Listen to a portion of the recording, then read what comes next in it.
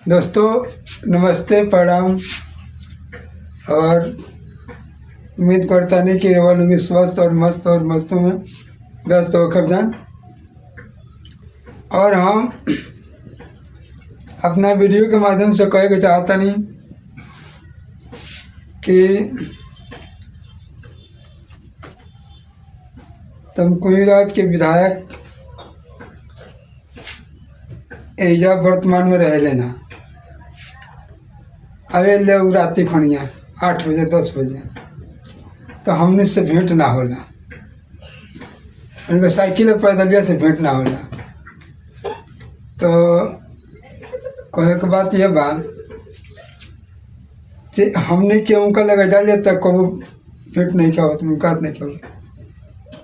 उनको आदमी जब बैठे रहता ऑफिस में जब बैठे रहता तो कहते पूछते लोग का हो, तब कहते लोग विधायक जी हैं तो बात करिए। विधायक जी अब तो ओकरा बाद समझ विधायक जी के जो होते रह जाता नहीं जाओ, विधायक जी के जो होते खत्म होता काम ना। हमने के रात में जाए ना विधायक से भेंट हुई। तो हम ये कहे चाहता नहीं कि 5 दिन क्यों कल कागज भेजले बोले 5 दिन में आए लोग को खबर ना मिले, लोकपाल से बात ना कैले, रवि से बात ना कैले। तो हम यह कहे के चाहता नहीं जे बाहरी आके नेता लोग जीत जाता वोट दिया जाता, ओकरा बाद से वो ये धरती पर के काम नहीं लोग कर, वो अपना मर्जी के काम करता रही लोग गोरखपुर जहाँ मिलता आ रही लोग हमने के वो लोग इंतजार में बैठे जाए। तो उनको बैठला से कौन फायदा बा, ताकि हमें काम ना हुई। विधायक जी के दूरा पर गजबानी ऑफिस में कई बार जबकि नहीं क्या भूल काम हुआ, फिर भी उनका से प्रयास करता नहीं जो कह तक करा दे जन उनका से होखा वाला बा, और ना होखा वाला रही तब ना कहती ना करे थी। तबो कबो वो अपना मन से न कह हुई।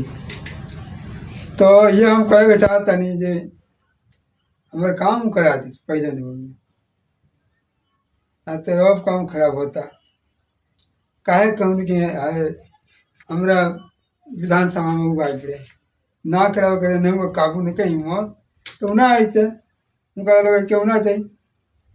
यही यहाँ लोग से उनको भेंट नहीं हो, उनका लगे जाए उनको चमचा उनका आदमी जो हो मोटरसाइकिल से वही लोग से भेंट, हमसे कोई भेंट ना होला। एक दो वाली भेंट वाली बा वो मोटरसाइकिल ले बोले बनी पैसा से डलवा के तेल तो भेंट हो बाद से भेंट नहीं हुई। हम कह 20 साल कह दे विधायक जी हमारे कमुआ कह दे तो ना भेंट हो ना करे ले भेटा ले तो करे लेना, ताकि बहुत प्रयास के लिए विधायक जी से कैले न बनाई दी।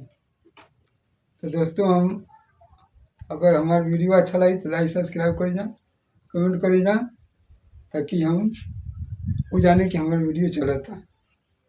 तो फिर हम अगला टॉपिक